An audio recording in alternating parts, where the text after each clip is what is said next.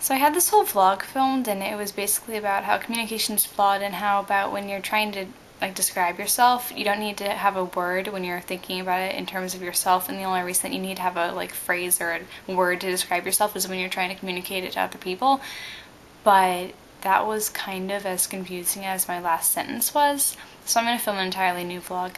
Okay, it's Thursday, and this week we're talking about things that we are passionate about, and as an opinionated person, I am passionate about a lot of things. So one thing that gets on my nerves a lot is when people use words like weird and random, because in all seriousness, those are so subjective and they're like all relative to other things. Like, what's weird? It's like the Emily Dickinson poem, Much Madness is Defined as Sense. I think that's the name of it, but I'm probably wrong. Anyway, basically she's like, madness is defined by what is normal. And I'm like, yeah, go Emily Dickinson! So these kids in my art class the other day were like, she's so weird, she does all these weird things. And I was like, really, is she weird? Because if she's always doing these weird things, then doesn't that mean that when she's doing weird things, she's doing normal things? And when she does normal things, she's doing weird things? And they were like, and I was like, anyway, so I hate that. Yeah. This was really lame. You know, I'm just going to show you footage from that one thing, because this is the main point of that video that I was talking about earlier, when you like boil it down to the good parts. So let's talk about this in terms of picking a color on the computer, and for simplicity I'm going to talk about Microsoft Paint. So when you open the custom color window, the default tab is on the pre-selected colors.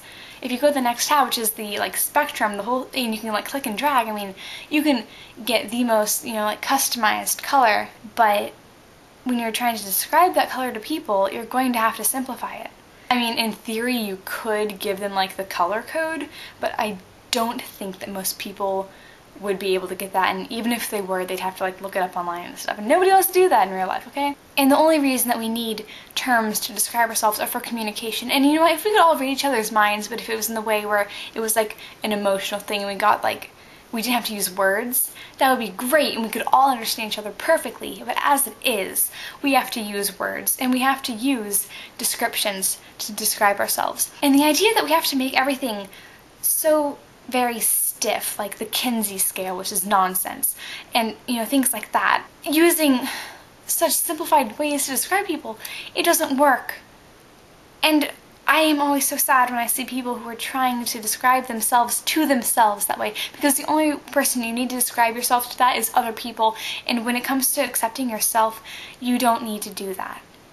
You just, girl, it frustrates me. It really does.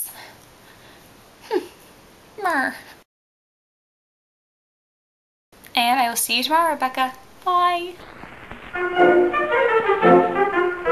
am actually going to talk about something kind of different now, which is related but not quite. And oh my god, I must be, like, I'm using my hands so much. Okay, so one thing that... I gotta get in the groove.